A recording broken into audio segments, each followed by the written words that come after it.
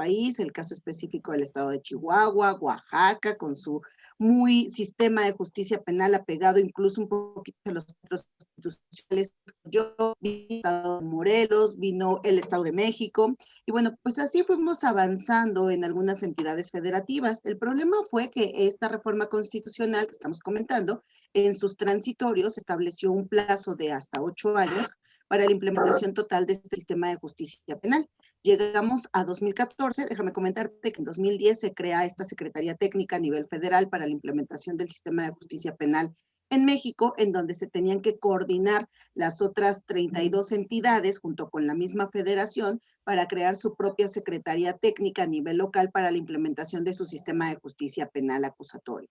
Este paso de 2010 a 2013, por así decirlo, porque en octubre de 2013 se presenta una iniciativa por parte del Ejecutivo para efecto de concederle la facultad exclusiva al Congreso de la Unión, a fin de que fuera el Congreso de la Unión quien se encargara de legislar de manera única con el tema del Código Nacional de Procedimientos Penales, ¿no? En aquel entonces se le denominaba un código único para toda la República Mexicana. Y entonces esta reforma al artículo 73 de la Constitución en su fracción 21 nos da como consecuencia que para el 5 de marzo de 2014 ya todo el país tenga un Código Nacional de Procedimientos Penales. Digamos que de 2008 a 2014 no teníamos ni una cuarta parte de lo que el país estaba conformado por las entidades federativas y la misma federación con avance en este sistema de justicia penal. Esto es que entonces a partir de 2014 nos tuvimos que poner las pilas a todo lo que daba para llegar a junio de 2016 y tener la implementación de este sistema de justicia penal. Ahora, déjame decirte, la intención creo yo siempre ha sido excelente porque, bueno, pues a partir de 2014 tenemos un Código Nacional de Procedimientos Penales. Sin embargo, la intención de homologar el sistema de justicia penal a través de este Código Nacional de Procedimientos Penales nos ha dejado en el ejercicio profesional criterios en cada uno de los estados de la República Mexicana, criterios en cada una de las salas de audiencia en donde se imparte justicia, criterios en cada órgano jurisdiccional y, bueno, criterios por cuanto hace a las mismas salas de apelación y criterios en los tribunales colegiados y criterios en los juzgados de distrito, ¿no? Es decir, de homologado estamos, creo yo que todavía muy lejos de hablar de un sistema de esta naturaleza. El sistema, sin embargo, a través de la publicación del Código Nacional de Procedimientos Penales, yo sí aplaudo la existencia del artículo 211 de este código porque además se me hace sumamente dinámico. El artículo 211 divide el procedimiento penal en 3 etapas: la etapa de investigación, la etapa intermedia y la etapa de juicio oral. Esta parte es bien importante, Eric, porque tú estás muy jovencito, pero cuando el sistema Gracias, recién gracias. empezaba, en el 2008, 2009, nos tocó capacitar por medio de la famosa CONATRIP, lo que era en aquel entonces la Comisión Nacional de Tribunales. Teníamos un código modelo de la CONATRIP y en ese código modelo se establecían hasta 5 etapas del procedimiento penal acusatorio: la etapa de investigación, la etapa intermedia, la etapa de juicio. Le entrábamos a un tema de la etapa de medios de impugnación o etapa recursiva y la etapa de ejecución de sanciones penales. Hoy nos quedamos solamente con 3 etapas porque incluso a través de esta reforma constitucional de octubre de 2013 al 73, fracción 21, se previó el establecimiento de una ley nacional en materia de ejecución penal y hablamos específicamente de un procedimiento de ejecución, no hablamos de una etapa de ejecución. De manera tal entonces que este 211, que para mi gusto es de los mejores artículos que contiene el Código Nacional de Procedimientos Penales, al establecer la división del procedimiento penal en estas 3 etapas, investigación, intermedia y juicio, nos da incluso los parámetros para efecto de comprender qué contiene la etapa de investigación. En la etapa de investigación nos dice va a tener 2 fases: la investigación inicial, que es la mal llamada en el argot jurídico, yo siempre lo menciono así, como la integración de la carpeta de investigación. Luego viene la investigación complementaria, que va a iniciar con la formulación de la imputación y va a concluir con el cierre de la investigación complementaria, en donde se va a generar un debate en este segmento de la etapa de investigación. Bueno, en el segmento de la etapa de investigación, hablemos de 2 supuestos. Pensemos que se está integrando una carpeta de investigación con detenido. Tendremos que esperar a la determinación que tome el agente del Ministerio Público para saber si esta persona que fue detenida, ya sea por tratarse de un hecho flagrante o por tratarse de un supuesto de caso urgente, el Ministerio Público considera pertinente que hay elementos para poder ejercer acción penal en contra de esta persona y, de ser así, ordenará el traslado antes de que venzan las 48 horas como término legal que tiene para mantener retenida a esta persona ante el órgano jurisdiccional. Hablamos de una puesta a disposición ante el órgano jurisdiccional material y jurídica, aunque aquí déjame decirte que ya nos hemos encontrado con cierto tipo de sorpresas en el ámbito de la justicia federal.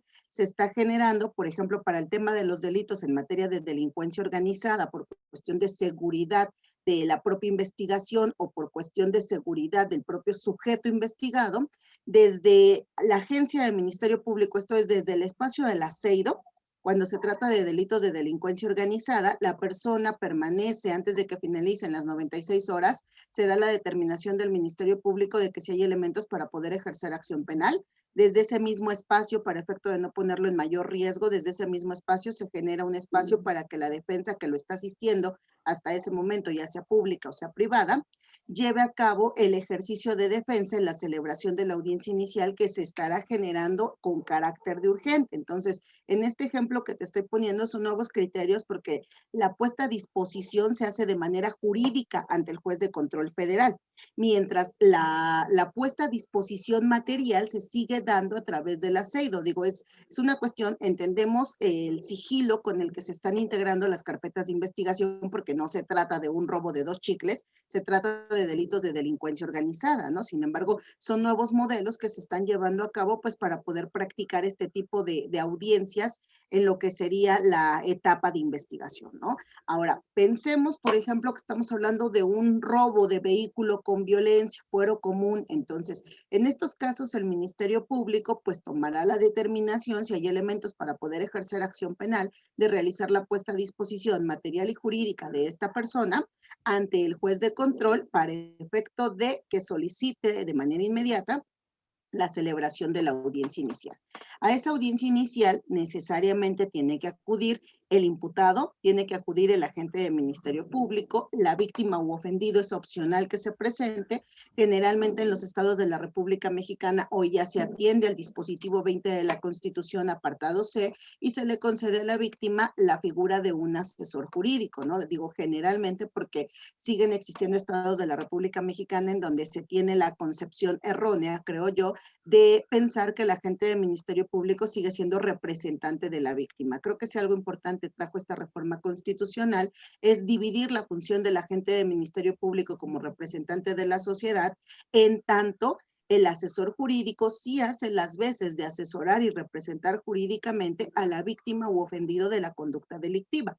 De manera tal entonces que este es un primer momento que vamos a tener dentro de lo que es la etapa de investigación por cuanto hace a su fase de investigación complementaria. En este primer segmento, el debate va a consistir en que el Ministerio Público solicite que se califique de legal la detención y de legal la retención.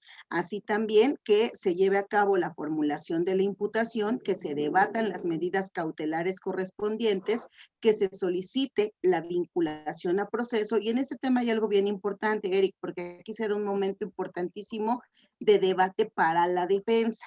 Pensemos en este segmento de la audiencia inicial. Voy a tratar de tocarlo rápido para tratar de abarcar los momentos que se dan en las 3 etapas. En este momento de la audiencia inicial, mira, nosotros tenemos una concepción para lo que es el control de la legalidad de la detención y de la retención.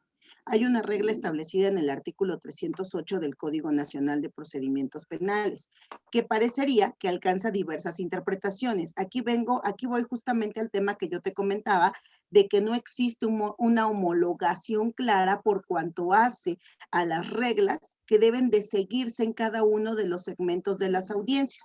Seguramente varios de ustedes que están en el ámbito de la fiscalía, seguramente varios de ustedes si son asesores jurídicos o son abogados defensores públicos o particulares, se han topado con este segmento de la celebración de la audiencia inicial. Aquí tenemos diversos criterios. Criterio número 1. Atendiendo a la regla taxativa del artículo 308, este dice que se le dará el uso de la voz al Ministerio Público para que justifique las razones de la detención y de la retención. Esto es, el que va a tener la oportunidad para aportar elementos argumentativos del cómo se llevó a cabo la detención de la persona y el sustentarlo con los datos de prueba que tienen que ver exclusivamente con la detención de la persona, que originó el hecho que generó la detención de la persona. ¿En qué momento se llevó a cabo la detención de la persona? ¿Quiénes lo detuvieron? ¿Cómo lo detuvieron? ¿En dónde quedó registrada ese acto de molestia como lo fue la detención? Luego entonces se llevó a cabo la puesta a disposición de la persona. ¿En dónde fue puesta a disposición? ¿A qué hora fue puesta a disposición? A partir de ese momento la persona fue certificada física y psicológicamente para poder determinar que no presentaba aspectos que pudieran dar como consecuencia tortura que le fuera atribuida necesariamente a los servidores públicos que practicaron la detención. Luego entonces el Ministerio Público tendrá que analizar la necesidad de la retención. El análisis de la necesidad de la retención, vamos a ponerlo bajo los siguientes parámetros. Párrafo segundo del artículo 149 del Código Nacional de Procedimientos Penales, junto con la interpretación que le vamos a dar de manera conjunta con la literalidad del artículo 140. Es decir, no todas las personas que son detenidas en flagrancia y que son puestas a disposición en flagrancia, necesariamente van a permanecer retenidas en la agencia de Ministerio Público hasta por ese término de 48 horas como término máximo de legal retención. ¿En qué caso sí? Cuando se trate de supuestos de prisión preventiva oficiosa, artículo 19 de la Constitución, párrafo segundo, y 167 de nuestro Código Nacional de Procedimientos Penales. ¿En qué otros casos? Cuando el Ministerio Público requiera que en su momento se le imponga la prisión preventiva justificada. Esto es, el Ministerio Público debió de haber hecho el análisis ponderativo de la afectación de algún derecho versus el riesgo objetivo que se pretende evitar. ¿Cuál es ese riesgo objetivo?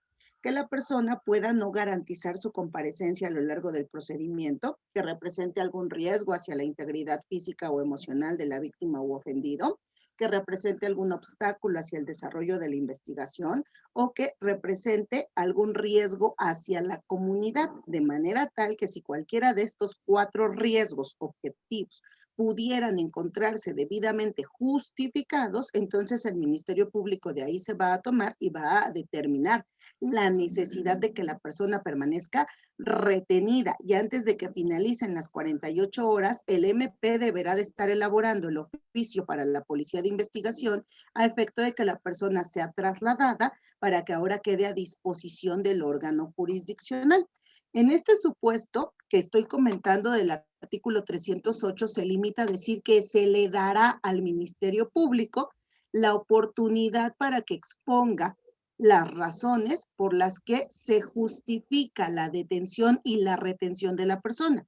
Si hacemos un ejercicio interpretativo como se está realizando en muchas de las salas de audiencia de nuestro país, esto no le permite a la defensa que lleve a cabo un debate de fondo por cuanto hace a la detención. Únicamente me va a decir el órgano jurisdiccional defensa, ¿tiene usted algunas precisiones o aclaraciones que hacer en torno a la detención que señale el agente de Ministerio Público o en torno a la retención que señale el agente de Ministerio Público? Y es únicamente limitado a precisiones o aclaraciones en ese contexto. O sea, no voy a entrar al debate, no le voy a decir, fíjese su señoría que no es cierto. Fíjese que mi defendido Juan N. no fue detenido como lo refiere el agente de Ministerio Público. No, mi precisión, si yo quiero entrar a este tema de generar la duda de cómo se llevó a cabo la detención, será, por ejemplo, señalarle al órgano jurisdiccional, sí, su señoría, esta defensa solicita que el agente de Ministerio Público precise la hora en la que quedó registrada la detención, así como también la hora en la que se llevó a cabo la puesta a disposición y en su caso precise, una vez que escuchemos el argumento del Ministerio Público de sí, claro, por supuesto, la detención fue a las tales horas y la puesta a disposición fue a las tales horas, nuevamente defensa. Sí, su señoría, esta defensa, en atención a lo que ya manifestó la representación social, solicita que se aclare entonces el por qué si mi defendido fue detenido a las tales horas y fue puesto a disposición a las tales horas, por qué transcurrió un plazo de las tales a las tales horas que justifique el Ministerio Público. Entonces, no estoy entrando propiamente al debate. Esa es una de las posturas que está sucediendo en muchas salas de audiencia, pero tenemos otro ejemplo.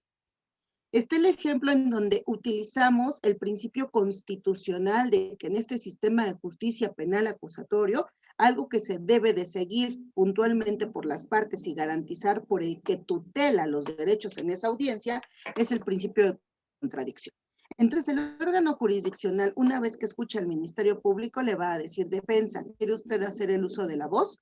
Sí, su señoría, y aquí hay dos supuestos: que la defensa ya traiga consigo sus propios datos de prueba que ya practicó para en su momento poder anunciarlos respectivamente, o hacer un ejercicio en términos del artículo 311 del Código Nacional de Procedimientos Penales y solicitar al órgano jurisdiccional la autorización para que se incorporen esos datos de prueba que no venían hasta este momento contenidos en la carpeta de investigación, pero que le descubriré oportunamente en este segmento de la audiencia inicial al Ministerio Público, única y exclusivamente por cuanto hace al tema de la detención, al tema de la retención y al tema de traslado de esta persona para que quedara a disposición del órgano jurisdiccional. Entonces, esta es una de las circunstancias importantes que estamos viendo en torno a este ejercicio que se llama control de la legalidad de la detención.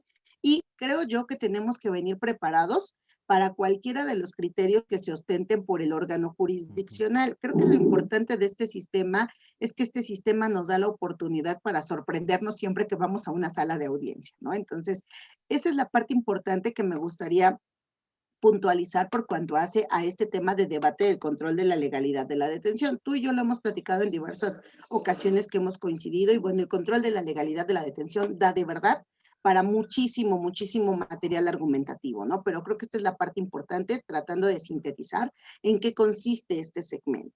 Ahora bien, si me lo permites, pasaré al siguiente momento de debate de esa audiencia inicial, que es el tema de las medidas cautelares. Fíjate que nosotros tenemos, pues constitucionalmente, la intención desde que la reforma constitucional surgió de ir desapareciendo la figura de la prisión preventiva oficiosa, pero en algún momento legislativamente se nos olvidó, ¿no? Creo que en este sentido, pues cuando no encontramos el tema de cómo prevenir cierto tipo de conductas delictivas, volteamos a ver el 19 de la Constitución, párrafo segundo, y decimos, bueno, ¿y por qué no lo sumamos a los delitos de prisión preventiva oficiosa? Y así, pues mientras a lo mejor la población va pensando que con prisión preventiva oficiosa se van a dejar de cometer ciertas conductas delictivas, ¿no? Ahora, un tema importante es acotar lo que sucedió con la reforma constitucional al 19, párrafo segundo del mes de abril del año pasado, y que se concretizó con la reforma al 167 del Código Nacional de Procedimientos Penales, justamente del mes de febrero de este año, ¿no? Por ahí ya había una jurisprudencia muy clara de la Suprema Corte que atribuía que esa reforma al 19 de la Constitución, párrafo segundo, no se podía concretizar porque faltaba que se hubiese cumplido en el término de 90 días que estableció el transitorio, segundo transitorio de esta reforma constitucional, para efecto de que se hiciera la reforma, la adecuación al artículo 167 del Código Nacional de Procedimientos Penales. Hubo una tesis aislada, luego llegó a hacer jurisprudencia, si mal no recuerdo, el registro de esa jurisprudencia fue el 2022-058, que utilizábamos muchísimo en las salas de audiencia para que nos impusiera la prisión preventiva oficiosa en tratándose, por ejemplo, del catálogo de delitos nuevos que se había sumado a ese artículo 19 de la Constitución, pero en algún momento tenía que venir la adecuación al 167. Y en el mes de febrero, pues que nos sorprenden con esta adecuación al artículo 167 del Código Nacional. Y bueno, pues de ahí esta parte en donde justo pues ya están contemplados estos delitos, se sumaron también en el párrafo séptimo del artículo 167, 3 delitos de naturaleza fiscal: el contrabando y su equiparable, la expedición, compra, adquisición y demás de facturas que simulen por ahí ejercicios de carácter fiscal no acreditados, y bueno, pues el tema de la defraudación fiscal, ¿no? Entonces se suman 3 supuestos más que en materia fiscal pues no venían específicamente contemplados en el 19 de la Constitución, párrafo segundo, pero que en el 167 del Código Nacional sí se encuentran como delitos de prisión preventiva oficiosa. Una parte importante que quiero comentarles aquí que el artículo 167 establece, como parte de lo que fue reformado, que podrá el juez de control prescindir de la imposición de la medida cautelar de prisión preventiva oficiosa si el Ministerio Público considera que otras medidas cautelares pudieran llegar a reducir el riesgo que representaría la prisión preventiva oficiosa, ¿no? Mira, aquí se me ocurre que hagamos un ejercicio. La verdad es que no me ha tocado en audiencia, pero se me ocurre que hagamos un ejercicio. ¿Por qué no, en atención a este párrafo del artículo 167, no señalar en audiencia, se me ocurre un robo de hidrocarburos? En el robo de hidrocarburos, evidentemente sabemos el tipo de bien jurídico que el legislador está intentando proteger, está intentando resguardar. Sin embargo, este es uno de los delitos que se sumó al 19 de la Constitución, párrafo segundo y 167 del Código Nacional. ¿Por qué no, en un ejercicio de protección a derechos fundamentales, un ejercicio de ponderación a derechos fundamentales, por qué no solicitarle al juez de control en el uso de la voz? Y aquí queda mucho a consideración y a criterio del juez de control, ¿no? Hay jueces de control que, aunque se trate de delito de prisión preventiva oficiosa, te dice ejerzamos el contradictorio. Defensa, ¿tiene usted algo que manifestar? Y entonces es justo ahí de donde la defensa podría tomarse de este párrafo que les estoy indicando que trajo incluida la reforma al 167 y precisar específicamente que sí, que la defensa desea que el Ministerio Público señale en atención a este párrafo el por qué otras de las medidas cautelares que se encuentran previstas en el Código Nacional no evitarían reducir la existencia del riesgo en caso de que sea posible que se busque evitar, en este caso en concreto, con la imposición de la prisión preventiva oficiosa, ¿no? Y entonces el juez de control, si nos dio desde el principio el uso de la voz, atendiendo este párrafo del 167 que no se encontraba antes de la reforma del mes de febrero de este año, podría el Ministerio Público decirle al juez de control, bueno, es que fíjate que no me encargué de estudiarlo porque el constituyente y el legislador ya habían previsto que se trataba de delito de prisión preventiva oficiosa, ¿no? Pero por ahí podría ser una puerta, digo, podríamos, es que esa es la parte importante del sistema de justicia penal acusatorio, ¿no? Que quizá a distinción del sistema de justicia penal tradicional, para quienes nos tocó postular un poquito el sistema de justicia penal tradicional, en este sistema de justicia penal sí podemos ir aprendiendo constantemente a través de estos ejercicios argumentativos, ¿no? Se me ocurre que lo hagamos. Ahora bien, Eric, te escucho. Y que se supone que deberían irse perfeccionando a través del tiempo y de generar criterios y no solo generar criterios de argumentación jurídica, sino saber que ya hay un criterio por parte jurisdiccional sobre la medida cautelar, sobre la imposición de... dicen que no me escuchan algunos. Ya te escuchamos. ¿Sí? Ya te escuchamos fuerte. Que refieren que, bueno, que esto se debería generar criterios sobre la argumentación jurídica, medidas cautelares e incluso criterios sobre cómo se debe solicitar en una audiencia un control legal de la detención, una etapa intermedia, audiencia de debate. Se debería ir perfeccionando a través del tiempo, pero lo cual se ha ido, yo creo que diversificando y perdiendo absolutamente esta idea, ya que cada vez que vamos a una audiencia no nos ha tocado a todos el preguntar, oye, ¿qué criterio tiene este juez? No, pues es que con él ocupa esto, o con él otro ocupa este. Oye, pero es que resolvió hace una semana de otra manera. No, pero ya no. Ya resulta que ya no, entonces va diversificándose. Entendamos, tal vez debemos entender y lo hemos dicho muchas veces que esto es perfeccionista, pero que a través de la perfección nos estamos desviando mucho, ¿no? Nos estamos desviando del fin que debería tener este sistema penal acusatorio, que es garantista, pero no solo para el imputado, para todas las partes. Y esta garantía el juez de control la debía de dar. Que sí hay jueces de alto nivel y alto calibre que sí las dan, pero de verdad hay otros que ya no sabes ni qué pensar y dices, bueno, me agarró susceptible, ¿no? Lo agarramos susceptible o enojado y eso merma muchas veces. O el carácter de la política criminal está castigando a tus imputados, ¿no? Como defensa está bien cañón porque muchas veces dices, bueno, es que estás imponiendo una medida cautelar para generar política criminal y eso no es aquí. Eso no es aquí, son mesas de diálogo de política, son mesas de diálogo de legisladores e incluso para imponer o bajar, aumentar la pena, pero aquí no, aquí es derecho de facto, ¿no? Es sobre el hecho. Entonces, es interesante todo esto, maestra, me agrada cómo piensa, ¿no? Deberíamos acercarnos más a estas mesas de diálogo para poder entender esto, ¿no?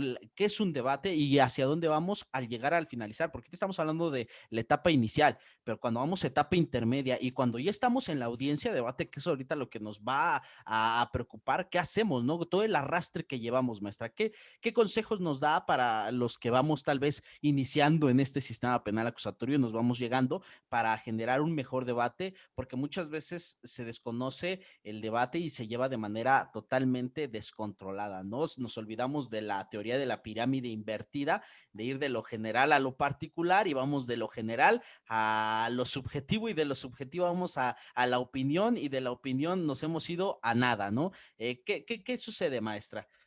Fíjate que yo creo que uno de los temas importantes es siempre estudiar tu caso. Siempre, siempre, siempre estudiar bien tu caso, ¿no? Yo lo veo mucho con los ministerios públicos, sé que es un poquito complicado porque se encuentran con la cuestión administrativa, entonces hay un ministerio público que integra la carpeta de investigación, uno que judicializa la carpeta de investigación, que realmente el mismo Ministerio Público, y esto es en pocos estados de la República Mexicana, el mismo Ministerio Público que integró la carpeta de investigación es el mismo que debería de llegar a la celebración de la audiencia inicial. ¿Qué cree, Pero maestra? desafortunadamente, Eso es algo muy curioso, porque aquí en el estado de Hidalgo es muy padre, porque acá hay mesas, bueno, cuando yo era Ministerio Público, acá las mesas iniciamos, hay mesas que inician que desde la querella hasta sentencia, ¿no? Y conoces el asunto de cero a más. Y me sucedió muchas veces, y muchos compañeros de aquí del estado de Hidalgo consideran lo contrario. Me ha tocado escuchar donde no, es que nosotros nada más deberíamos iniciar, deberíamos pasarla al que la judicialice. Y a mí me gustaba iniciar porque yo conocí el asunto desde el control legal de la detención hasta juicio, ¿no? Y llegabas con un asunto estudiado, memorizado, y si tenías un poquito de conocimientos de técnicas de litigación, pues era impresionante porque ya nada más reafirmabas lo que tú ibas. Entonces, a mí me parece una estrategia por parte de la Procuraduría General del Estado de Hidalgo, sin hacer el spot político, bueno, porque iniciabas y culminabas, ¿no? Y eso generaba que el funcionario conozca el asunto, ¿no? Sepa las consecuencias de la impunidad que podría no el investigar o el investigar. Y aunado, llevar una correcta audiencia inicial, intermedia y audiencia de debate, un interrogatorio, contrainterrogatorio, ejercicios y hasta conocer si puede haber una prueba nueva o no, o prueba de refutación. efectivamente. Entonces, acá que cree, acá lo hacemos así. Me ha sucedido que en otros estados, como en el estado o Ciudad de México, que no, me dicen, no, es que yo nada más estoy iniciando y ya mañana a ver qué resuelve. Y yo ¿con quién voy, no? ¿Con quién me dirijo? O peor aún, me tocó ahorita una experiencia donde en Ciudad de México la iniciaban y el juez, híjole, me pareció un abuso sexual genérico, lo reclasificó a calificado para, pues como diríamos, lavarse las manos y decir, yo ya no conozco, te vas ahora al oriente. Y yo de sopas, ¿no? Porque allá conocen de delitos de esa Ujú. índole y nosotros no. Y yo me di cuenta que no fue por la clasificación jurídica, fue tal vez una cuestión administrativa para decir, yo ya no conozco la causa, yo ya me libro y vámonos a ver a quién le toca, Desahogo, ¿no? ujú, desahogo jurisdiccional, sí, desafortunadamente yo creo que también, incluso desde el principio, la propuesta que se les hacía a los ministerios públicos era bien, bien bonita, ¿no? Reducirles la carga de trabajo porque el sistema pues aplaudía la figura de las soluciones alternas, aplaudía la figura de las formas de terminación anticipada y que los ministerios públicos pues prácticamente iban a ser casi casi el equipo CSI a la mexicana y se iban a encargar de estudiar de la A a la Z un asunto, ¿no? Cuando en realidad las cosas no son así. Por ejemplo, en el maravilloso Estado de México, en donde yo postulo, pues te encuentras un ministerio público que integró la carpeta de investigación, pero que para el día siguiente de repente sabes que, híjoles, es que yo ya me voy de guardia, ¿no? Yo ya se acaba mi guardia. Y tú vas entrando, ¿no? Entonces aquí está la carpeta y hay audiencia a las 10 de la mañana, entonces córrele. Y No, te y es das que ahí en cuenta el, cómo es que llegaron. maestra, ahí en el estado postulan, ay, perdón, se escucha raro, a veces, ahí en el estado postulan de otra manera, tienen su propio código penal, código nacional, Tenemos nuestra propia constitución política de no, los Estados Unidos mexicanos. son bravos, maestra? Está divertido, está divertido. Pero maestra, vamos a retomar un poquito audiencia de debate. ¿Qué consejo usted o qué ha visto que es lo más complejo en una audiencia de debate a juicio oral? ¿Alegatos de Fíjate que apertura, interrogatorio, clausura, maestra? creo yo que lo complicado de una audiencia de debate es cuando no sentamos correctamente las bases desde la etapa intermedia. Sopas. Creo que desde la etapa intermedia, el estudio del caso puntual para llevar a cabo tu ofrecimiento de los medios de prueba ya te trae dos de los temas importantes que van a ser objeto de la audiencia de juicio: la idoneidad y la pertinencia. Si tú conoces la idoneidad de cada medio de prueba que ofreció tu contraparte, si te conoces y estudiaste el registro de donde se desprende ese medio de prueba, no vas a tener ningún problema para llevar a cabo el contrainterrogatorio. No vas a tener ningún problema para hacer uso de estas famosas técnicas de litigación. En México tienen el nombre de ejercicios de litigación, más nice.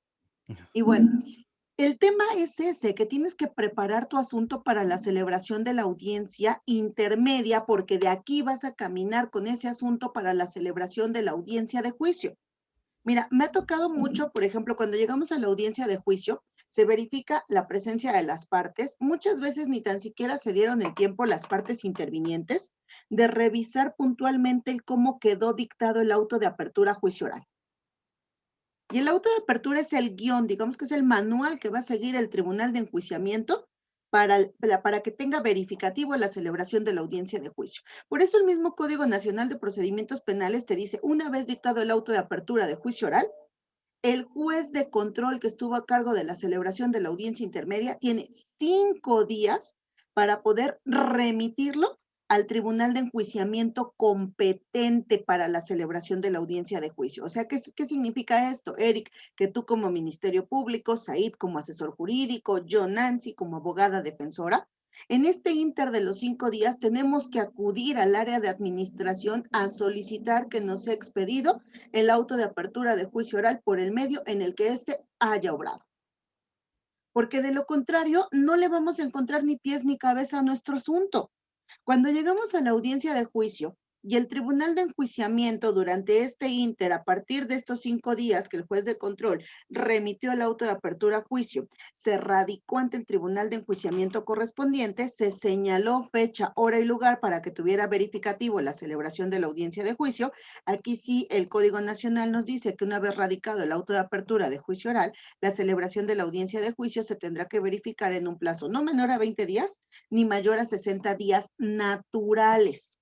¿Por qué se señala este plazo? Bueno, pues porque dependerá si en el auto de apertura, en la lista de medios de prueba que fueron admitidos para cada una de las partes intervinientes, se solicitó el auxilio del órgano jurisdiccional para que por su conducto se realizara la citación y conducción de esos medios de prueba para el día y la hora en la que tenga verificativo la celebración de la audiencia de juicio. Entonces, ¿qué significa esto? Que tuvimos que haber verificado el auto de apertura a juicio oral para saber en qué orden los medios de prueba se tenían que desahogar. Por eso es bien importante el ejercicio que se hace durante la etapa intermedia, Erika, porque desde el momento en el que Said como Ministerio Público está preparando su escrito de acusación, en términos del 335, ya tiene un listado de los medios de prueba que va a ofrecer y ojo, no se deben de enlistar como muchas veces lo hacemos, de manera general. Primero los testimonios, luego las periciales, luego las documentales y luego las evidencias. No. ¿Qué tal si haces un análisis concatenado de tus medios de prueba? Pensemos ahí que tú tienes a una víctima de secuestro. La víctima de secuestro, pues evidentemente resintió la afectación sobre su libertad, pero hubo, por ejemplo, un familiar directo de esta víctima con el cual los secuestradores entablaron comunicación para solicitar el rescate, el padre de la víctima. Entonces, el padre de la víctima fue el que reportó a la policía qué era lo que estaba sucediendo con su hija, que aparentemente había sido víctima de secuestro. Luego entonces al padre de la víctima de secuestro se le asignó a un elemento de la policía de investigación especialista en dar acompañamiento en este tipo de conductas de secuestro, que es la persona que estuvo al pendiente de cada una de las llamadas que el secuestrador o que los secuestradores realizaron al padre de la víctima de secuestro, que se enteró de la cantidad que había sido solicitada por los secuestradores para efecto de que la víctima le fuera devuelta su libertad, que le consta cuántos días la víctima estuvo privada de su libertad, que se enteró el día que la víctima fue dejada en libertad, que le consta qué sucedió una vez que la víctima fue dejada en libertad. Entonces, ¿cómo vamos a ir organizando este meollo del asunto? Tengo el testimonio de la víctima de secuestro, que ella nos va a dar información sobre lo que sucedió el día de los hechos. Luego entonces, el padre de la víctima de secuestro, que fue la persona que de manera inmediata a que ya se empezó a tratar de buscar a la hija y no se tuvo respuesta sobre la ubicación de ella, recibió a las tales horas del día tal una llamada a su número de celular XXX, en donde una persona de sexo masculino con una voz con tales características, en una llamada de 3 minutos, le dijo ta, ta, ta, ta. Entonces, el día tal acudió a presentar su denuncia en la agencia de Ministerio Público, por lo que ese mismo día se le asignó al oficial de investigación Miguel Ángel, adscrito a la unidad de investigación para los delitos en materia de secuestro, quien estuvo acompañándolo desde la fecha X hasta la fecha X. Sigue entonces pues el testimonio del oficial de investigación, del policía de investigación. Ese policía de investigación junto con estos dos testimonios van concatenados porque aquí hay una parte bien importante. Desde la parte del ofrecimiento de los medios de prueba, vamos pensando en el cómo se va a realizar el ejercicio de exclusión probatoria y en el cómo se van a ir desahogando ya para lo que es la etapa de juicio oral, para efecto de generar convicción en el tribunal de enjuiciamiento. O sea, muchas veces nos dejamos guiar por estos manualitos que nosotros tenemos en donde nos dicen, mira, todas las testimoniales, todas las periciales, todas las documentales, todas las evidencias. Pues sí, pero ¿cuál es la historia que le estamos creando al tribunal de enjuiciamiento? Recuerden que al tribunal de enjuiciamiento hay que conducirlo a las reglas del 402 del Código Nacional, hay que generar convicción plena en él, más allá de toda duda razonable de la existencia del delito y de la responsabilidad penal de ese sujeto. Ahora bien, por ejemplo, Eric, nosotros somos muy limitados a la mexicana en el ejercicio de los medios de prueba que podemos ofrecer. El ejercicio de los medios de prueba tal parece que el Código Nacional te dice, mira, puedes ofrecer testimonios, puedes ofrecer periciales, puedes ofrecer documentales, puedes ofrecer evidencias materiales. Sin embargo, hay un artículo que en específico te habla de la libertad probatoria. Si el fin constitucional del proceso penal es el esclarecimiento de los hechos, tú tienes libertad probatoria para llegar a ese esclarecimiento de los hechos. De manera tal, por ejemplo, Eric, aquí estamos sumamente limitados en México para el trabajo de la evidencia digital, por ejemplo. En tratándose de estos delitos de secuestro, o sea, ¿por qué crees que una sentencia de secuestro condenatoria se apela y en apelación te la van a confirmar por temas de política criminal que tú señalabas? Pero cuando llegas muchas veces a amparo directo, en amparo directo la sentencia tiembla. Porque, por ejemplo, esto que se hace, ¿no? La clásica investigación que realizan nuestros elementos de la policía y con mucho respeto, es que obtuvimos una sábana de llamadas, una geolocalización. Y es que de la sábana de llamadas del número tal al número tal, hubo mensajes de WhatsApp y esos mensajes de WhatsApp fueron aportados a través de el número del señor tal, que es el papá de la víctima de secuestro, en donde en diversas ocasiones, y el clásico, ¿no? Le tomas captura a la pantalla y así los aportas. Oye, ¿y qué me da la certeza de que esas capturas de pantalla realmente contienen esa información fidedigna que tú dices que van a generar convicción en el tribunal del cómo se llevó a cabo, por ejemplo, la petición del rescate en un tema de secuestro? O, por ejemplo, ahorita en los delitos sexuales, los nuevos delitos de hostigamiento sexual, por así decirlo, ¿no? El sexting y demás.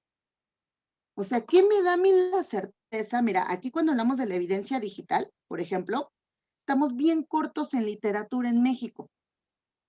Sin embargo, tú seguramente, y muchos de los que nos están siguiendo en este momento, dentro de los cursos de capacitación que les dieron, si son parte de la Fiscalía o parte de la Defensoría Pública o parte de la Asesoría Jurídica Pública, dentro de los cursos de capacitación que les dieron, pues seguramente les aportaron mucho material sobre las famosas técnicas de litigación. En México, a la mexicana, se llaman ejercicios de litigación. Y seguramente les hablaron de las famosas reglas de Puerto Rico. Son reglas que a partir de su artículo 100 tienen que ver con la incorporación, obtención de la evidencia digital, ¿no? Entonces, este tema es importante porque la evidencia digital la puedes aportar desde la etapa intermedia. Se va a incorporar siguiendo ciertas reglas en la audiencia de juicio a través de crear trazabilidad, fiabilidad y confiabilidad, y esto lo pasamos por alto. Y el tribunal de enjuiciamiento muchas veces cuando se trata de este tipo de delitos, lo que termina por decirte en una sentencia para dar cumplimiento a las reglas del 402 y 405 es que concatenado los mensajes de WhatsApp que fueron incorporados bajo las reglas del 380 o 383, como tú le quieras poner, del Código Nacional, con el dicho de generan convicción plena de que efectivamente el acusado o los acusados llevaron a cabo desde la fecha tal a la fecha tal la privación de la libertad de fulanita, iniciales XXZ, al haber requerido en diversas ocasiones un rescate por la cantidad de tanto. Y es Por eso sí que se dice la procedencia de... no, y es que tiene algo muy, muy cierto, toda la razón, en el punto de que en México, sobre evidencia digital toda información digital, incluso la Suprema Corte erróneamente la Tiene llevó nada a más una decir, tesis. y esa tesis la llevó erróneamente a decir que es documental. Híjole, Exacto. la valoración documental tiene una característica, más bien, tiene una característica muy diferente la prueba documental a la evidencia digital, más porque la evidencia digital tiene otras fuentes de obtención, cómo se valora, de dónde Y es surge, sumamente complicado, ¿eh? ¿no? O sea, es sumamente complicado. Y en México está erróneamente esto. Me sucedió ahorita Y un asunto de secuestro y privación que tenemos acá, donde hasta el patrullaje cibernético, de verdad el patrullaje cibernético que hace México está de risa. Y no solo aquí, en todo México, en Hidalgo, en todo México. Me tocó un patrullaje donde decía, me meto al muro de Facebook, de Instagram, y veo las conversaciones que hay en el muro. Y yo eso no es patrullaje cibernético. O luego, pedimos las comunicaciones de las aplicaciones Estados Unidos, nunca llegan, no van a llegar porque México no sabe cómo tratar la información digital, incluso desde la valoración. Y esa tesis que estamos hablando transfigura la evidencia digital y la a lleva a documento. ser Ujú. documental porque es más fácil de valorar para el órgano jurisdiccional, y de restarle la credibilidad que usted está mencionando, para decir, si se concatena la documental con la testimonial y generan plena convicción, oye, espérame, no sabes ni la obtención, ni el ID, ni el modem, ni dónde fue El IPEC, ¿de dónde viene? O sea, exactamente, cómo triangulaste bases. Las radiobases nunca dan las coordenadas exactas. Si hay rebotadores de señal, estamos 1000 años atrasados sobre esta información. Y en audiencias de debate, ¿qué pasa? Tiene toda la razón. El tribunal y el órgano jurisdiccional se lavan las manos como Poncio Pilato y dicen, vámonos, genera convicción. Pero no, es y es cierto. que se le da la incorporación, por ejemplo, en ese tipo de delitos que son secuestro, por ejemplo, lo que es trata, por ejemplo, los delitos que tienen que ver con esta cuestión de extorsión, tan sonadísimos por acá por mis rumbos. Fíjate que el tratamiento que se les da es justamente el de incorporarlas a través de la regla del 380. O sea, tú traes, por ejemplo, tu captura de pantalla y viene entonces el dueño de ese teléfono celular y expone la captura de pantalla. Se le expone a través del proyector y le da lectura a la parte correspondiente de la captura de pantalla. Fíjate que este tema lo hemos manifestado ya en dos asuntos aquí en el Estado de México, ya en Lerma, y lo que manifiesta el órgano jurisdiccional es que quedó clara la obtención, fíjate, sin comprender la regla de obtención, que quedó Okay. clara la obtención porque el mismo testigo fue y dijo que él las había portado de su teléfono celular y que aún más, acto seguido a que compareció el testigo, dueño de ese teléfono celular, siguió la comparecencia del elemento de la policía de investigación, pero es policía de investigación, no es ingeniero en técnicas de información cibernética, ni tampoco es, bueno, ni tan siquiera es perito en materia de informática forense. No, y que genera valor probatorio para el tribunal. Sí, Eso es lo más triste. Y todavía le preguntas en la audiencia de debate, ¿y usted es especialista en la materia? No, ¿y usted tiene estudios sobre técnicas de investigación criminal digital? No. ¿Y usted es perito en informática? No. ¿Estudio informática? No. ¿Y qué pasa? Genera valor sí, probatorio porque porque se dicen, concatenó con el otro elemento probatorio. me lo aportaron. Ujú. Totalmente erróneo, ¿no? Y tú llevas un desglose de cómo se debe obtener este tipo de pruebas, pero vamos, no sirve para nada muchas veces. Y es muy peligroso porque en la audiencia de debate se está dando la incorporación de esas pruebas como si fuera documental. Entonces está siendo muy peligroso este tipo de información y que son asuntos de alto, estos sí son de alto impacto, que generan impacto en la sociedad y que generan más impacto en el pobre sentenciado. Pero es cierto, ¿qué pasa en las salas? El órgano revisor, pues igual lo mismo, dice, no, pues no puedo pelearme con el que yo puse, entonces que se resuelve el de amparo, ¿no? Es muy triste esto que está sucediendo. No, y es que además se sostienen de la nada, ¿eh? O sea, en este tipo de asuntos tal parece que cuando dice se trata de extorsión o se trata de secuestro o se trata de trata de personas, pesa más la imputación directa que realice la víctima, sin concatenarlo con otros elementos probatorios. Entonces, fíjate que apenas hace unas semanas se nos dictó una sentencian con sentencia. imputación, Sí, o sea, y así te la dejan, ¿eh? como en Se el nos viejo dictó una sistema. sentencia, sí, se nos dictó una sentencia en un asunto de secuestro, pero además con la agravante propia del secuestro de que la víctima de secuestro había sido violentada sexualmente durante 5 días que estuvo privada de su libertad, fue violada tumultuariamente, ¿no? Y un día casualmente la víctima la deja, el cuidador supuestamente la deja en libertad, y fíjate que no existe ningún elemento probatorio, bueno, ni pericial en materia de psicología, ni pericial en materia de medicina, que determine que la víctima fue agredida sexualmente. Lo único que le sirvió al tribunal de enjuiciamiento para acreditar este supuesto de que la víctima de secuestro había sido agredida sexualmente era su dicho.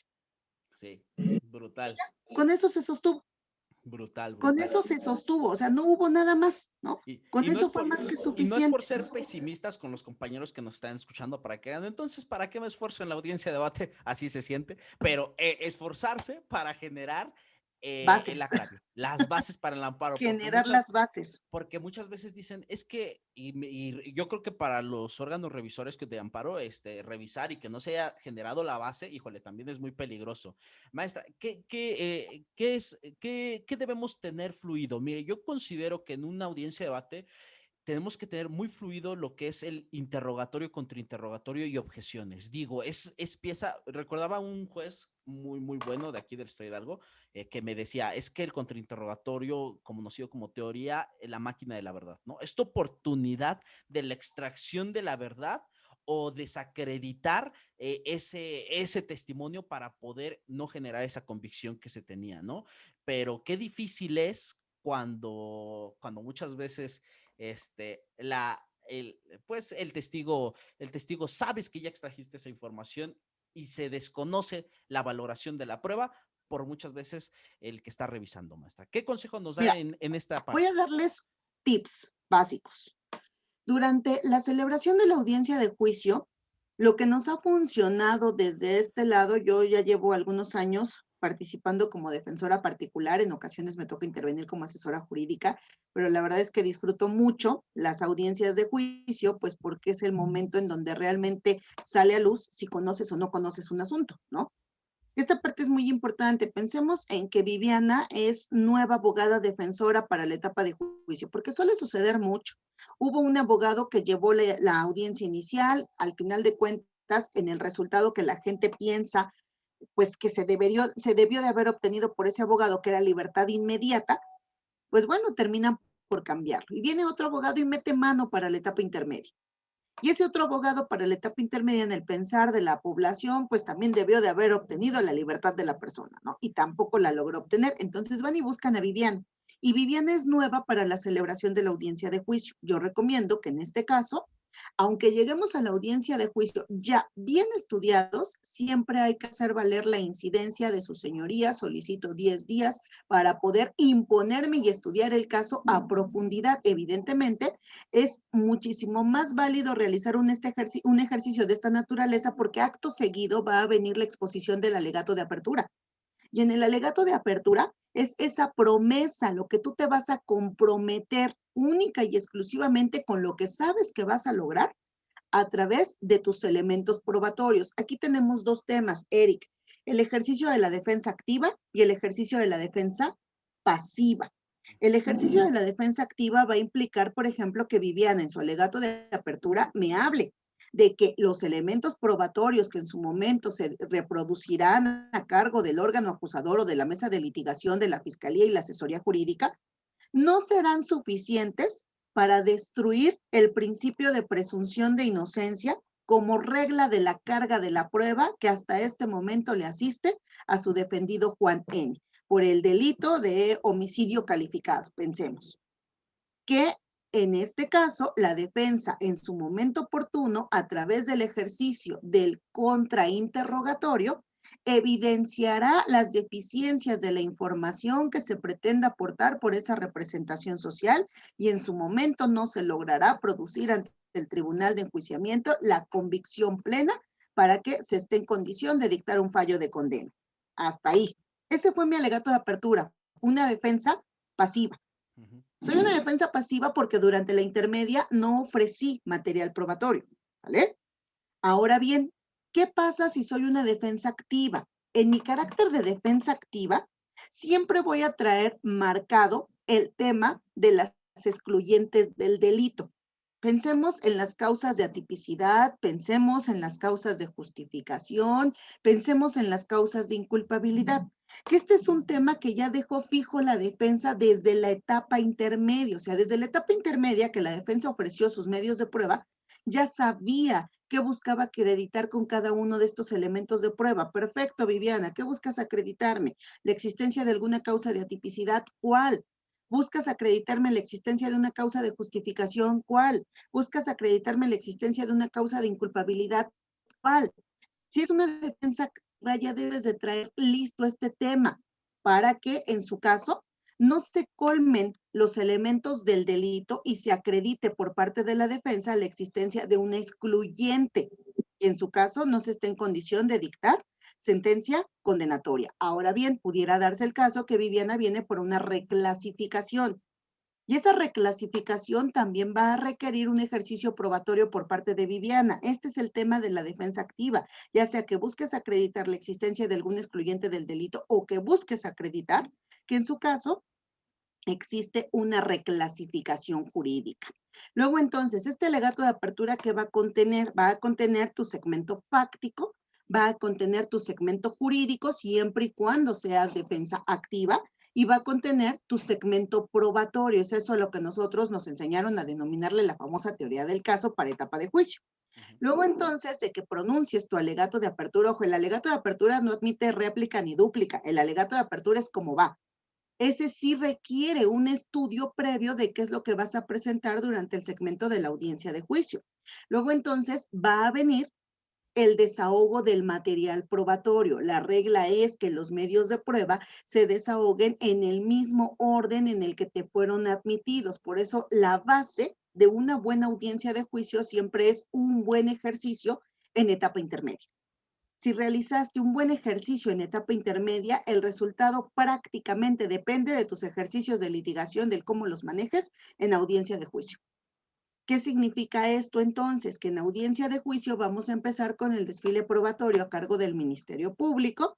El Ministerio Público mandará llamar a cada uno de sus elementos de prueba y cada uno de sus elementos de prueba en primer lugar van a ser objeto de un interrogatorio en el caso de los testigos y peritos y posteriormente al interrogatorio se le dará la oportunidad a la defensa para que contrainterrogue. Si eres una defensa pasiva, jamás, jamás, jamás se vale que en el momento en el que el juez te dice, Ministerio Público, ¿alguna otra pregunta que formular? Su señoría, hasta este momento ninguna otra pregunta que formularle al testigo. Defensa, ¿desea usted formularle en vía de contrainterrogatorio preguntas al testigo de la Fiscalía o al testigo Eric, por ejemplo? Su señoría, ninguna pregunta que formular por parte de la defensa. Pues, ¿a dónde pretendes llegar entonces? Si eres una defensa pasiva, tienes que dañar la información que está aportando ese testigo, porque ese testigo de alguna manera va caminando a que se concatene con otros elementos probatorios para generar convicción en el órgano de enjuiciamiento. Entonces, si eres una defensa pasiva, el contrainterrogatorio es una regla que debes de traer perfectamente estudiada. Las objeciones son reglas que debes de traer perfectamente manejadas. ¿Qué vas a objetar? Si es un interrogatorio el que está realizando la mesa de litigación contraria, lo que vas a objetar son todas aquellas preguntas que se formulen que no vayan de acuerdo a las reglas del artículo 373. Fíjate que aquí también, Eric, seguramente te tocó que cuando acudías a estos cursos maravillosos que se te dieron, seguramente por la Embajada de Estados Unidos y por chilenos y demás, y se te enseñaban este tipo de preguntas que eran objeto de objeción, se te decía, pues si tú quieres cansar al testigo, quieres cansar a la mesa de litigación contraria, objeta, objeta, objeta, objeta, objeta. Bueno, no es tanto como objetar por objetar, ¿no? Porque realmente a quien estamos cansando es al tribunal de enjuiciamiento, no a la mesa de litigación de la parte contraria. Las objeciones tienen un objetivo, dañar la información que el testigo está aportando. Estas objeciones con relación a que se van a realizar única y exclusivamente con relación a la forma de las preguntas que están previstas en el artículo 373. Fíjate que aquí hay un tema importante porque, por ejemplo, cuando ustedes se leen el clásico manual de Beitelman y Duche, que es creo que con el que empezamos todos a darle este sistema de justicia penal, te va a establecer infinidad de preguntas que puedes objetar, ¿no? O sea, en México las reglas están en el 373. Ahora bien, en México no se llaman técnicas de litigación, se llaman ejercicios de litigación. ¿En dónde carajos viene el nombre de reglas o ejercicios de litigación? En ningún lado del Código Nacional lo van a encontrar. Solamente se establecen cuáles son, en su caso, las preguntas que podrían ser materia de objeción en el artículo 373, las reglas de las objeciones, artículo 374, la forma de trabajar a un testigo hostil 375, y en su caso, cuáles son las reglas para llevar a cabo un contrainterrogatorio y cómo vas a incorporar, en su caso, el material para evidenciar contradicción, para apoyo de memoria, el clásico refresco de memoria, no sé por qué le llamamos así, pero en realidad se llama apoyo de memoria, ¿no? Y el ejercicio para poder superar contradicción, eso sí está previsto en el Código Nacional. ¿Cómo se van a llevar a cabo? Eso no se encuentra previsto, Erika. Esta parte no se encuentra prevista en el Código Nacional de Procedimientos Penales, ¿no? Porque cuando llegamos a la audiencia de juicio, por ejemplo, pensemos en que vamos a incorporar algún registro previo para efecto de apoyo de memoria.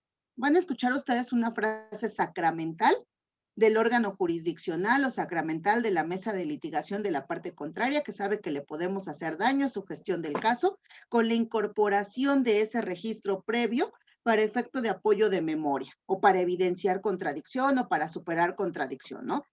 Su señoría, esta fiscalía se opone toda vez que la defensa no ha sentado las bases. Órale, qué padre, ¿no? Dime en dónde se encuentra el supuesto legal que dice que tengo que sentar las bases. No, y que ha traído problemas a través del paso del tiempo porque se sigue utilizando esos argumentos para que no se lleven a cabo, ¿no? No hacen todas las bases y sí tiene razón, ¿no? Pero ¿qué bases, no? El código no lo establece. O me sucedía también que estudié, por ejemplo, yo técnicas de litigación en otro país y estudié los cursos de la embajada, unos cursos que daban en la embajada y totalmente era una traducción y tenía un choque cultural cañón con México porque no era así, no era de esta manera, ¿no?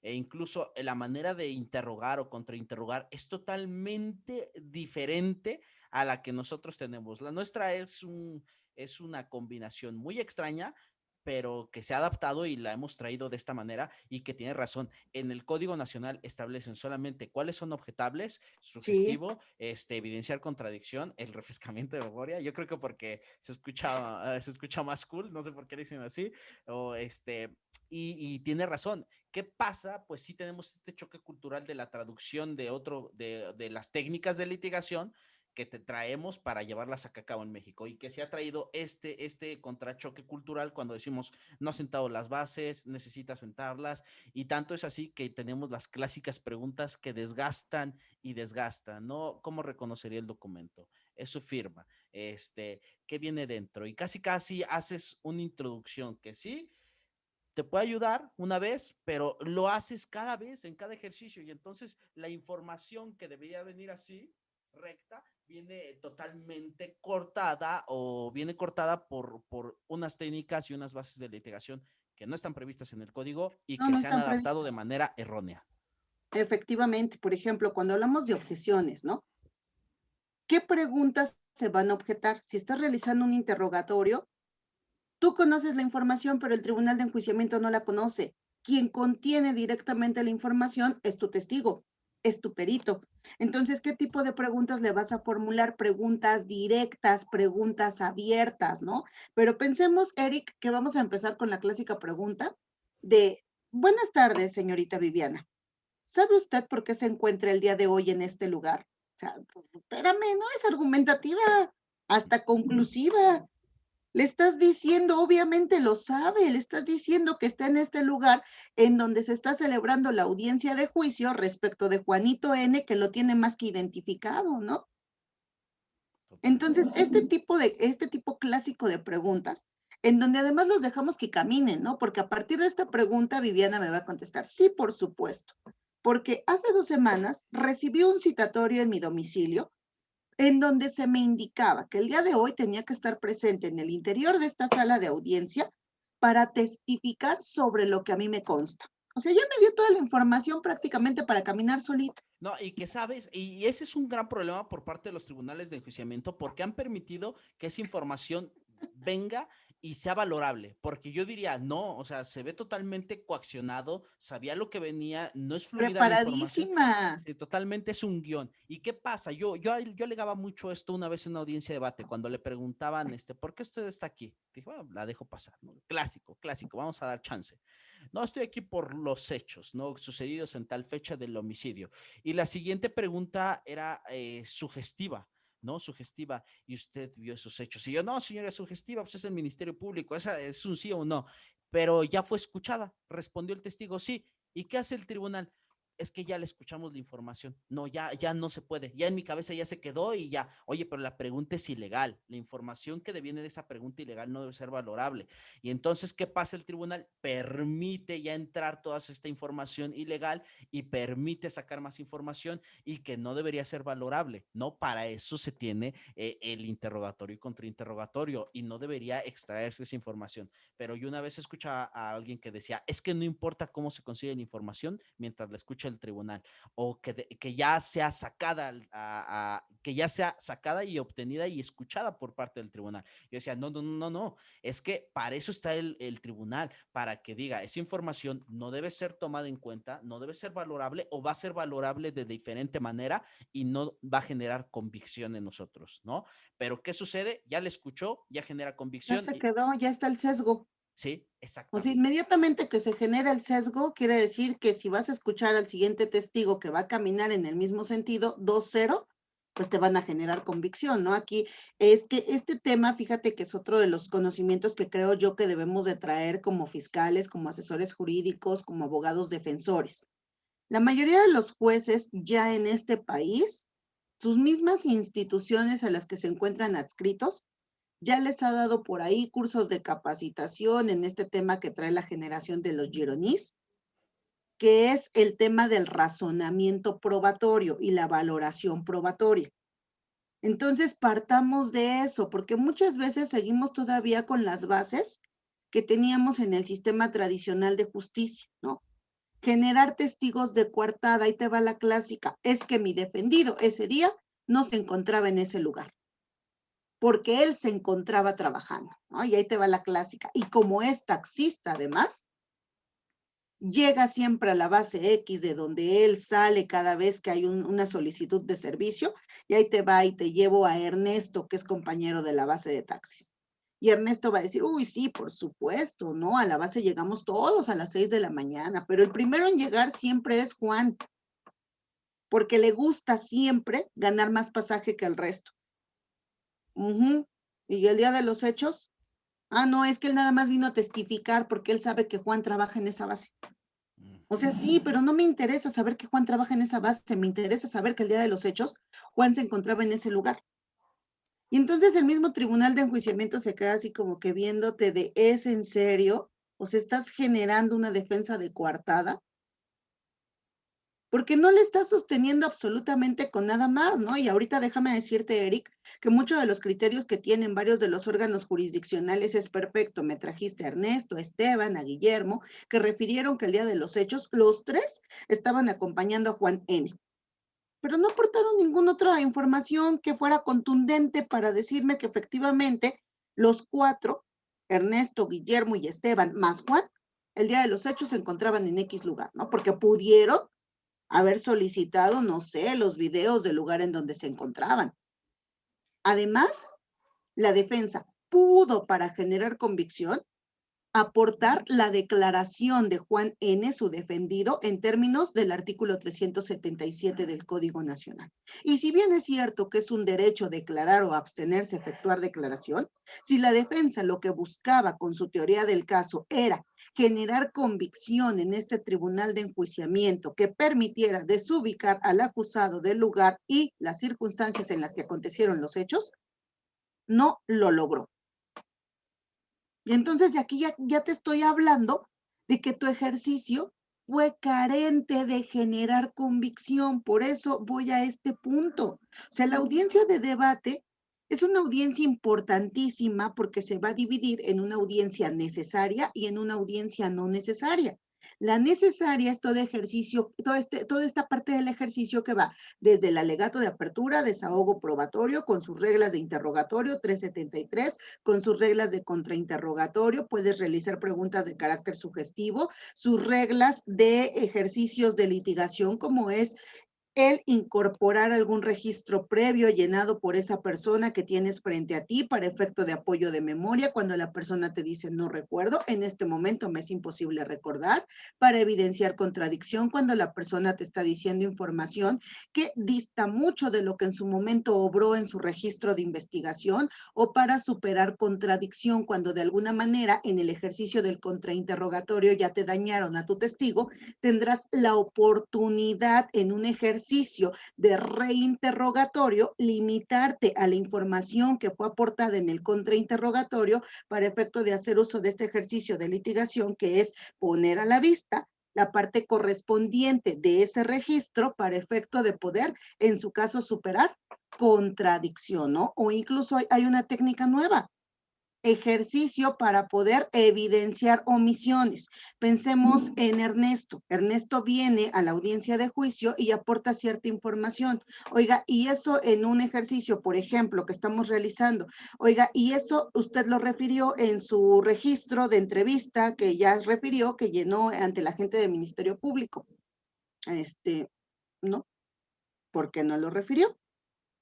Ah, pues porque en ese momento yo me encontraba muy afectado, soy el papá del joven que fue víctima de desaparición, por ejemplo, me encontraba muy afectado por lo sucedido y en ese momento se me pasó, pero lo sabía. Sí, pues sí, yo ya indiqué que efectivamente ese día sí, ya sí, ya sí, ya sí. Entonces se puede hacer uso de este tipo de técnica para efecto de evidenciar cierto tipo de omisiones o aclaraciones. Y esto tampoco lo dice tu Código Nacional de Procedimientos Penales, pero se puede llevar a cabo, ¿no? En un contrainterrogatorio, regla preguntas de carácter sugestivo. Tú decides en el contrainterrogatorio porque tú eres dueño del aparato este con el que vas de pesca, pero conoces a dónde quieres llegar. Tú decides en qué momento cortas el contrainterrogatorio. Sí, me ha tocado ver defensas que se pasan en el contrainterrogatorio y humillan a más no poder, sobre todo cuando se trata de los testigos policías primeros respondientes, o por ejemplo de un perito, ¿no? Pensemos en un contrainterrogatorio a un perito en un delito de carácter sexual, en donde generalmente para determinar, o en un delito de violencia familiar, ¿no? Que no sé ya por sus rumbos, pero en mi rumbo ya están llegando los delitos de violencia familiar a etapa de juicio. Entonces, pensemos en un delito de violencia familiar o en un delito de carácter sexual, en donde generalmente se hace la pericial en materia de psicología y generalmente no sé por qué, de verdad, las procuradurías o las fiscalías se quedan con el primer diagnóstico psicológico que se le practicó a la víctima. Y el diagnóstico psicológico es de 20, 30, 40 minutos, si bien nos fue, para sostener una entrevista, ¿no? Y entonces cuando le preguntas al perito, le preguntas a la perito, sobre las herramientas que utilizó para, te dice, bueno, pues es que las clásicas, ¿no? Pues explícame cuáles fueron las clásicas. Bueno, le di al tener a la víctima, le di una hoja en blanco, le di un papel, le pedí que se dibujara a sí misma, le pedí que dibujara una casa, el clásico arbolito, ya sabes, los que te hacen, bueno, creo que ustedes no han tenido la necesidad, pero cuando vas a pedir trabajo a recursos humanos, siempre te hacen este tipo de proyecciones, ¿no? Y entonces esa proyección es sobre la personalidad de la víctima, no sobre la afectación psicológica que la víctima padeció con motivo del hecho victimizante. Entonces, en un contrainterrogatorio, pensemos en que mi perito es Viviana. Perito, usted habló de una serie de herramientas que utilizó en la práctica de la entrevista a la víctima. Es correcto, ¿verdad? Sí. También refirió que esta serie de herramientas consistieron en otorgarle a la víctima una hoja en blanco, pedirle que dibujara, Es correcto, ¿verdad? Sí. También refirió que usted tiene tantos años como perito en materia de psicología en esta procuraduría. ¿Es correcto? Así es. Entonces usted debe de saber cuál es la distinción entre proyecciones y baterías. Pues sí, lo que usted utilizó en el caso en concreto fueron proyecciones o baterías. Dígame, por favor. Bueno, pues baterías. Me acaba de decir que usted sabe en qué consiste una batería. Explíqueme, por favor, qué es una batería. También acaba de decir que es una proyección. Explíqueme, por favor, qué es una proyección. Entonces, en el caso en concreto, lo que usted utilizó fue una proyección y no una batería, ¿verdad? Y entonces acabé con la información que te aportó ese perito. Pero hay quienes son muy humillantes, ¿no? Y no se vale llegar a tanto. O sea, ya en el contrainterrogatorio ya obtuviste lo que querías obtener, deja al testigo en No, paz. y el contrainterrogatorio igual tiene unas técnicas muy, muy padres porque no Es que solamente, seguido, sí, y fluido, totalmente fluido y seguido, sí, es encaminar al testigo para que te no lo responda dejas pensar. sí o no, y si haces una pregunta abierta, te destruyes a ti mismo en ciertas ocasiones. Hay Sí, que es que ser, hay que saber. O sea, sí, la regla en un contra son preguntas sugestivas y preguntas cerradas. sí. Pero en ocasiones tienes que plantear preguntas de tipo abierto, pero tú sabes hasta dónde quieres que llegue la persona con esa información, ¿no? Y que te pueda afectar, ¿no? Porque me tocó una vez, cuando era fiscal, ver una defensa que usted estaba dentro de su domicilio, ¿cierto? Sí. Y estaba en su habitación, ¿cierto? Sí. Y el homicidio fue afuera, ¿cierto? Sí. Y ya yo dije, chin, ya le está dando al clavo, ¿no? Pero él solito hace una pregunta abierta y termina su interrogatorio. Entonces, ¿por qué refiere que se dio cuenta? Ah, mire, no, porque cuando sucedió esto salí de la casa y vi que lo habían matado, ¿no? Interrumpes todo tu interrogatorio, toda tu estructura de contrainterrogatorio que fuiste llevando bien, la interrumpes con una pregunta abierta. Entonces, sí hay que ser muy hábiles para poder contrainterrogar con preguntas sugestivas y no permitir que el testigo se desvíe de la información que nosotros queremos, sí, no, y ya, ¿no? Para que, Efectivamente. Y siempre venir preparados para estos ejercicios de litigación que van a implicar la incorporación, por ejemplo, de estos registros previos para apoyo de memoria, para evidenciar, para superar y en su caso para aclarar ciertas omisiones, ¿no? Lo que nosotros hacemos es siempre traer nuestra carpeta con las entrevistas ya debidamente separadas, hasta con post-it de colores y con un marcador específico cuando identificamos, por ejemplo, testimonios, víctima, ofendidos, un color específico, ¿no? Y además sacar una fotocopia o dos fotocopias, porque vas a correr traslado a la parte contraria y en su caso realizar tu ejercicio para ponerle a la vista al testigo. Pensemos, señor Aurelio, ya sentó la base, ¿no? El clásico, ya me habló que sí, que efectivamente él esa información la aportó el día que fue a rendir entrevista ante la gente del Ministerio Público. ¿Recuerda qué día fue? Sí, el 20 de noviembre de 2020. ¿Recuerda quién le rindió esta información? Sí, por supuesto, al agente del Ministerio Público que en ese momento estaba llevando a cabo la investigación por este delito del que yo tuve conocimiento. Perfecto. ¿Usted aportó esta información en algún documento? Sí, una entrevista. ¿Usted me puede decir, no sé, por ejemplo, por qué reconocería esa entrevista? Sí, porque aparece mi nombre, porque aparece mi firma y porque estampé mi huella dactilar, ¿no? Entonces, si yo se la pongo a la vista, señor Aurelio, ¿usted la podría reconocer? Sí, por supuesto. Su señoría, toda vez que esta defensa ha sentado las bases para efecto de poner a la vista el registro consistente en de fecha 20 de noviembre de 2020, solicito su señoría se me dé el apoyo del auxiliar de sala para correr el debido traslado a la mesa de litigación de la parte contraria, ¿no? La parte resaltada, subrayada, rojo, azul, no sé, lo que quieras, pero que sea distintivo. Y entonces la mesa de litigación lo que va a hacer, por eso se subraya, porque va a verificar que efectivamente la información que vas a aportar se limita exclusivamente a la base que sentaste. Y entonces dice el fiscal, su señoría, no hay oposición, asesoría jurídica, me adhiero, ¿no? Sí. A lo dicho por el Ministerio Público. Luego entonces el juez dice, bueno, perfecto, si no hay oposición, póngase a la vista. Perfecto, señor Aurelio, tiene frente a usted un registro, ¿es correcto? Sí. ¿Puede usted darle lectura para sí, que esto no te lo dice el código, a la parte que se encuentra subrayada en color amarillo? Sí. Usted me indica, por favor, listo. Auxiliar de sala, pasa, se lo quita. Ahora sí, señor Aurelio. Mi pregunta es, ¿de qué color era el vehículo en el que usted ya refirió que el señor Juan llevaba a la víctima el día de los hechos? Ah, por supuesto, yo ya no tengo ningún problema en referirlo. Yo me acabo de acordar que ese vehículo era de color azul con placas ¿no?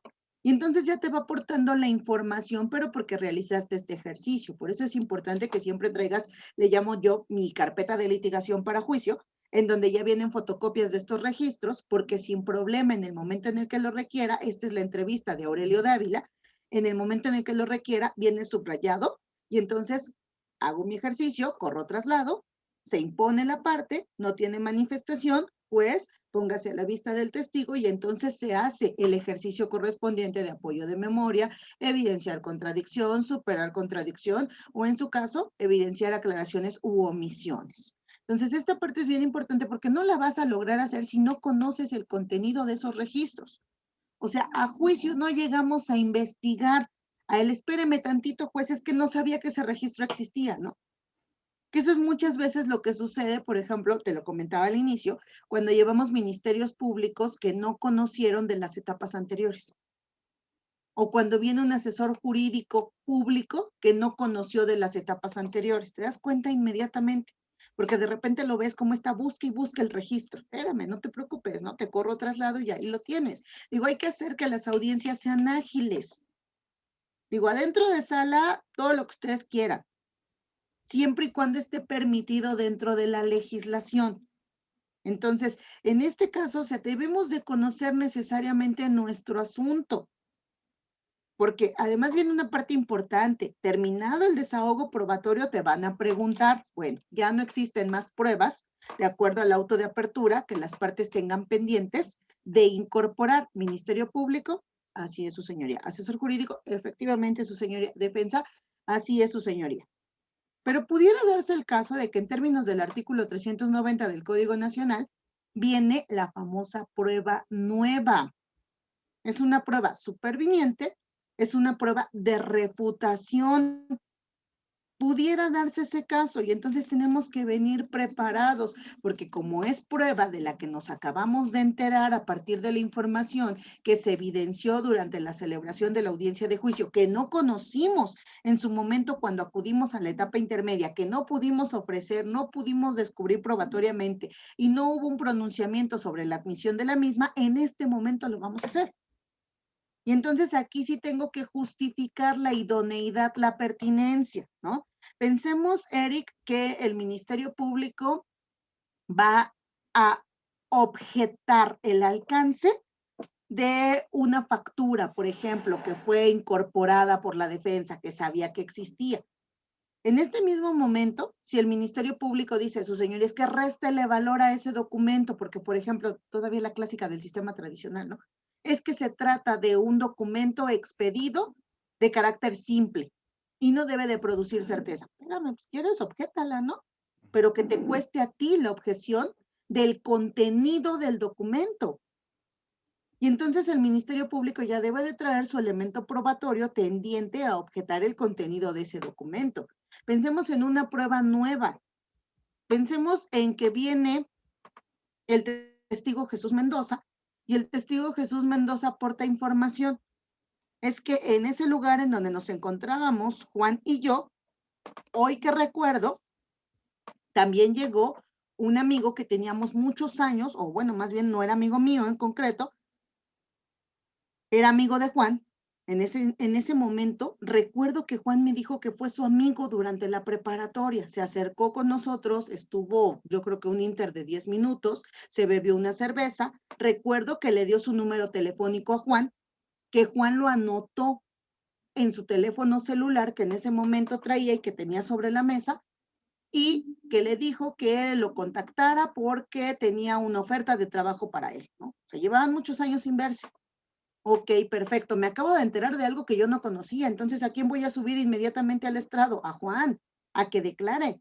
Y entonces, ¿qué va a decir Juan? Oh, sí es cierto, yo lo había perdido de mi vista, porque estoy pues tan metido en el procedimiento, me causó tanto impacto el día que me detuvieron, que no me acordaba que de haber ido con Jesús al bar X, también llegó mi ex amigo de la preparatoria, al que llevaba tantos años de no verlo, y se sentó unos minutos con nosotros. Y también a él le consta que estuvimos en ese lugar, ¿no?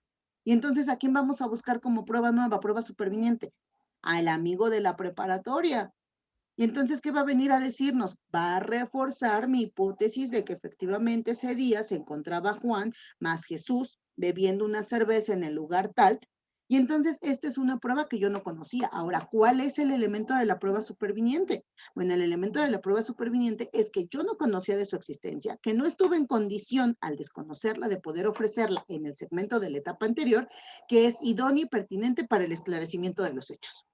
Porque ese es el objetivo de la audiencia de juicio, esclarecer el hecho. Ahora, No, por ejemplo, pensemos.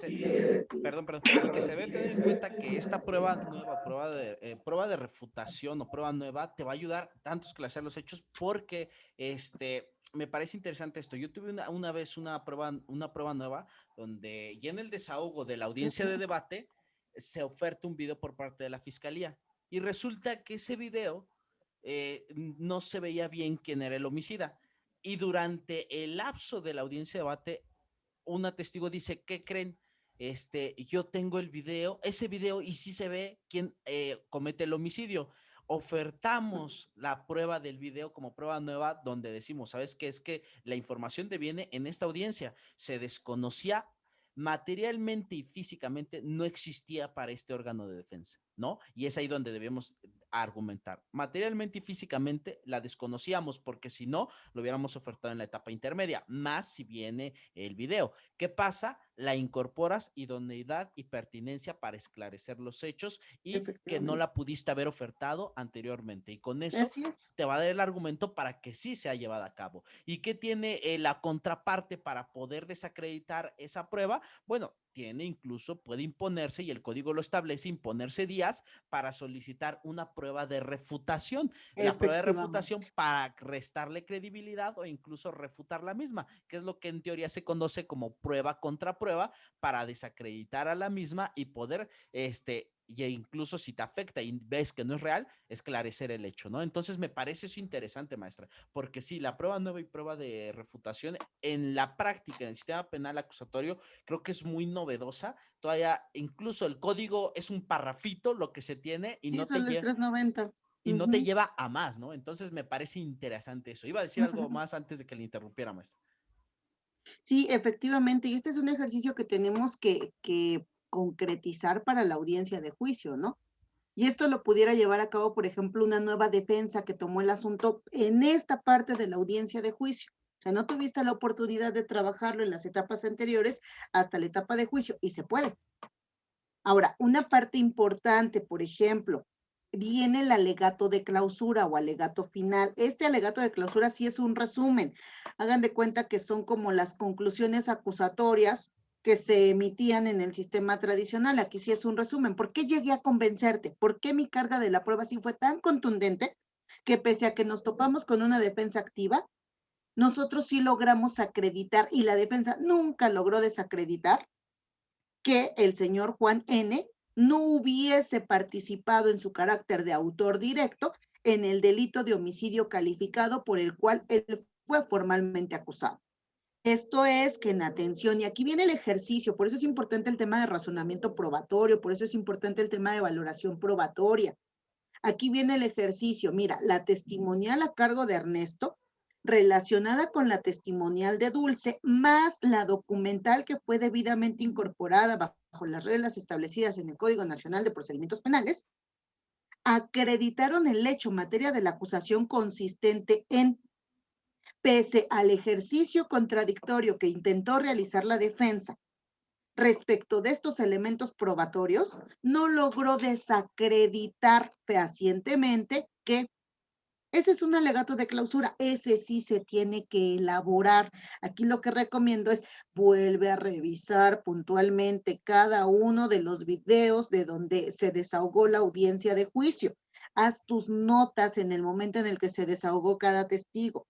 Anota con un color diverso todos estos puntos que quedaron acreditados, lo que no se acreditó, que prometió la mesa de litigación contraria en su alegato de apertura, para que te sirva para construir tu alegato de clausura. En el alegato de clausura sí se permite réplica y se permite dúplica. Y en el alegato de clausura, el órgano jurisdiccional en ocasiones sí te dice, a ver, fiscalía, asesoría jurídica, defensa, ¿cuál es el tiempo que proponen para efecto de que se rindan sus alegatos de clausura? Entonces el MP dice, su señoría, con 20 minutos es más que suficiente. ¿No? Asesoría jurídica, me adhiero, su señoría. Defensa, su señoría, también con 20 minutos es más que suficiente. Pues es el tiempo que tienes que respetar. ¿Vale? Porque una vez emitidos los alegatos de clausura, pasaremos entonces a la emisión del fallo. Si todo está listo, en ese mismo momento se puede emitir el fallo. Si no está listo, entonces se tendrá que dictar el fallo dentro de las 24 horas siguientes, en donde el Tribunal de Enjuiciamiento se compromete a sesionar de manera privada para efecto de citarte y que comparezcas para la emisión del fallo correspondiente. Si el fallo es condenatorio, te van a citar a la audiencia de individualización judicial de la sanción dentro de los 5 días siguientes. Esa audiencia de individualización tiene como objetivo buscar, generalmente la fiscalía va por eso, porque se le imponga la pena máxima, porque se le nieguen desde este momento sustitutivos, y en su caso la asesoría jurídica, pues para que se emita la condena correspondiente por el tema de reparación del daño. Se hace también desahogo probatorio. Fíjate, Eric, que aquí pasa algo muy curioso, ¿no? Cuando llegamos a la audiencia de individualización, el Ministerio Público generalmente dice, su señoría, me desisto del desahogo probatorio que debería de tener verificativo en este segmento de esta audiencia de individualización judicial de la sanción, pero solicito que lo dicho por los medios de prueba consistentes en en la celebración de la audiencia de juicio, se tome en consideración la parte correspondiente para acreditar la pena que se solicita por esta representación social y la condena en materia de reparación del daño. Ah, caray, qué gracioso es esto, maestra, me parece muy, ¿No te ha muy... pasado? No, ¿qué creí? Yo Te sí. digo que te voy a invitar a mi maravilloso Estado de Es México que le para que digo que vengas a sorprenderte. allá postulan de otra manera, ahí tienen su propio código, es otro universo, Fíjate que yo lo he debatido en recursos de apelación, ¿no? es Porque ella ciudad está gótica sin diciendo que se Batman. desiste. Sí. O sea, si se desiste para efecto de la individualización y para efecto de la reparación del daño. ¿Y el Lo que grado? sucedió en el segmento de la audiencia de juicio fue para acreditar delito y para acreditar responsabilidad penal. Totalmente, Aquí es un desahogo diverso. acá acreditas el hecho, el hecho fáctico ahora sí que la conducta materializada y acá vas por un grado de reproche, ¿no? Es una escala de más a menos. Sí, pero aquí todo se puede. Y lo peor es que se lo pasan, de verdad. O sea, lo peor es que se lo pasan, ¿no?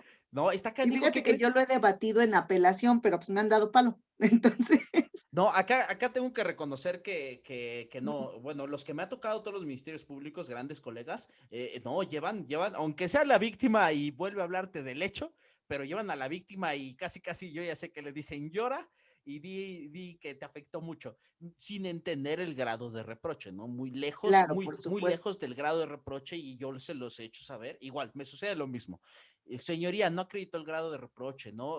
Si hubo participaciones, noche, día, no tenía modo de defenderse, hubo más de 2 personas, etc., ¿no? Diferentes grados de reproche y resulta que pues, ellos piensan que con la víctima, pues ya, ¿no? Pena máxima, totalmente, ¿no? Pero no me había sucedido eso. Qué bueno que me lo dice para que incluso pues, te hagas cargo, porque si tú te desistes, bueno, debemos entender que el juez va a escuchar a la defensa y si la defensa en sus alegatos de clausura argumenta, ¿sabe qué? Ni siquiera escuchamos que alcanza los hechos, no escuchamos nada para conseguir la pena máxima. Entonces, por lo cual, imponga la mínima, ¿no? Sí, efectivamente, pero Qué aquí te digo gracioso, ¿eh? que todo pasa, o sea, aquí todo pasa, ¿no? Y entonces ya de ahí ya viene, pues ahora sí, la lectura de la sentencia. Fíjate que aquí también estaba sucediendo algo muy, muy raro, ¿no? Para efectos de la lectura de la sentencia, estaban dispensando. Así Pero es. bueno, hubo recursos de apelación, ya por ahí la Corte ya tiene también ese criterio, hubo recursos de apelación que ordenaban que se vulneraba el debido proceso si las partes no estaban presentes, principalmente pues el acusado, su defensa, la víctima u ofendido, su asesor jurídico, en esta audiencia de lectura y explicación de sentencia. Entonces, hoy es sumamente necesario que también acudan a esta audiencia, ¿no? Entonces, Perfecto. pudieran oír la víctima, pero el asesor jurídico tiene que estar, pudiera no estar el asesor jurídico, pero está el Ministerio Público. Muy bien. Entonces, no se puede dispensar de la lectura de sentencia. O sea, por lo menos el juez tiene que instar a que tal día se va a llevar a cabo la lectura de la sentencia correspondiente. Perfecto. Maestra, pues es un placer como siempre tenerla aquí, escucharla hablar. A mí me encanta. Espero y acepte más invitaciones aquí al Centro de Estudios Jurídicos Ediciones Comité con todos los amigos. Tenemos muchos amigos aquí, ministerios públicos, defensores que yo creo que están fascinados de escucharla. No sé, si tienen alguna pregunta por aquí o ya para poder concluir. Si gustan prender sus micrófonos para preguntas o escribirlas en el chat, estamos más que abiertos.